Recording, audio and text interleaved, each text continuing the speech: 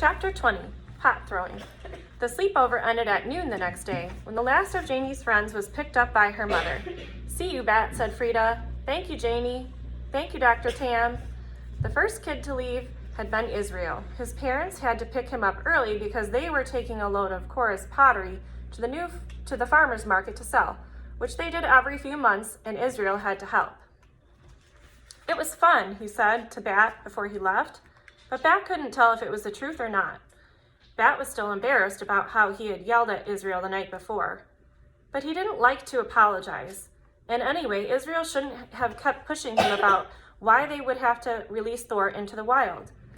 And the next day, a dreary, drizzly sort of day, Israel didn't come to school. "Maybe he is sick," Mom said. There was a cold going around. She called Israel's house to find out, and sure enough, she found out that Israel had been under the weather. "That's a funny expression," Bat said. His voice felt sort of high and tight, because you can't really be under the weather or over the weather. You can only be in the weather or out of the weather, don't you think? "I think," Mom said, resting one gentle hand on Bat's shoulder, "that maybe you're still upset about fighting with Israel this weekend. Do you want to talk about it?" "I want to know what the weather will be like for the rest of the week," Bat said, rolling up onto the balls of his feet. You want to know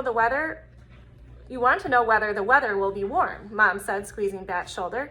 "Yes," said Bat, glad that Mom wasn't going to make him talk about Israel. Israel was back at school the next day, but he told Bat he didn't feel well enough to do anything together when they got back to his house. He disappeared into his bedroom, leaving Bat in the kitchen with Tom. "I've got an idea," Tom said. "How about we get our hands dirty?" Bat was not a big fan of dirty hands, but he didn't feel like saying no to Tom. So he followed him out the back door, across the yard, under a sky dappled with gray clouds, and into Cora's shed. Cora was there, wrapping a vase in a thick swaddle of newspaper. "This one is on its way to Vermont," she told them. "I just sold it." "Great," said Tom. "Then want to introduce Bat to the joys of pot throwing?" For a minute, Bat imagined the three of them picking up the pots from their shelves and throwing them against the walls, hearing them shatter in his imagination. Cora must have seen the concern on his face, because she quickly said, "Throwing a pot is just another way of saying making a pot on the wheel. It's fun, even if it's sort of tricky and slimy. Do you want to try?" Actually, Bat would have preferred to go home, or to go to Mom's vet clinic, or even to go back to Mr. Grayson's classroom. But he couldn't go any of those places, not right now. He had to wait. So he sat down at the potter's wheel. "Okay," he said. "Outstanding," said Tom.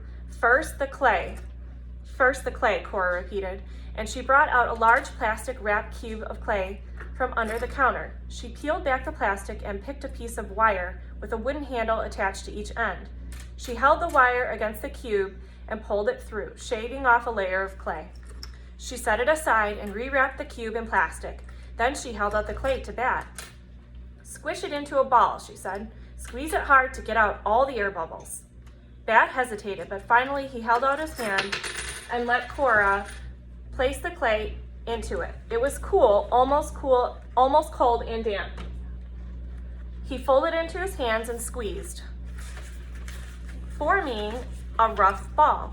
His hands turned a dusty gray that dried to white. He squeezed and squeezed. "Great," said Tom. "Now slam it down hard. Just throw it down right there on the wheel." Bat did. Whack went the clay against the wheel, flattening out in a satisfying way. "Again," Cora said, so Bat picked up the clay and reformed it into a ball. After he threw it a second time, Tom took a turn throwing and shaping it, and then Cora pronounced it. "Ready." "Okay," said Cora. "Throw it one more time, and this time try to aim for the center of the wheel." Bat threw the clay. "Perfect," Cora said. "Now Tom will keep the wheel spinning, so you don't have to worry about that. I'll help you keep the clay wet.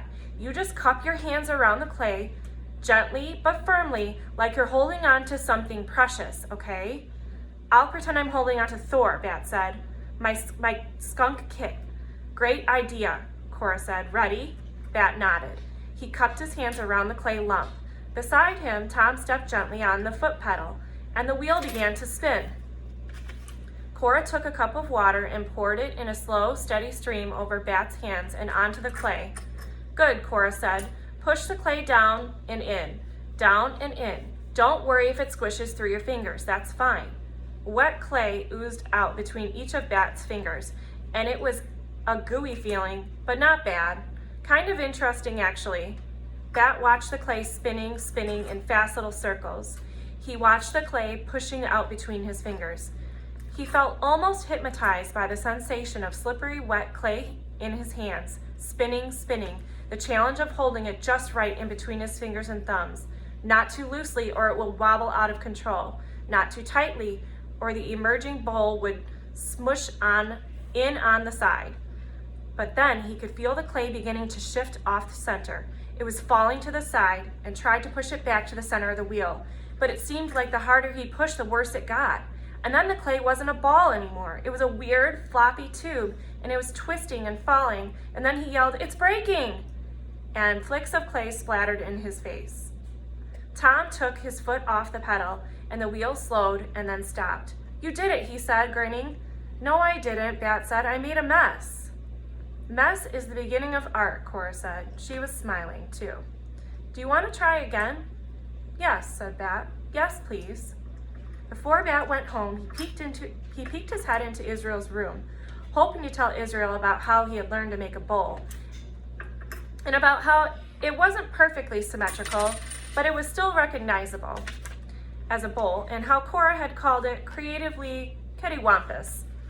Maybe he should even say something to let Israel know that he felt bad about their fight. But Israel was in bed, his covers pulled up over his chin, his eyes closed. Working with the potter's wheel had made Bat feel so good, and he really wanted to tell Israel all about it. He almost went over to Israel's bed to see if he was really asleep or just resting. But then Tom called, "Bat, your mom is here!" Bat hesitated, looking at the sweaty curls on Israel's forehead.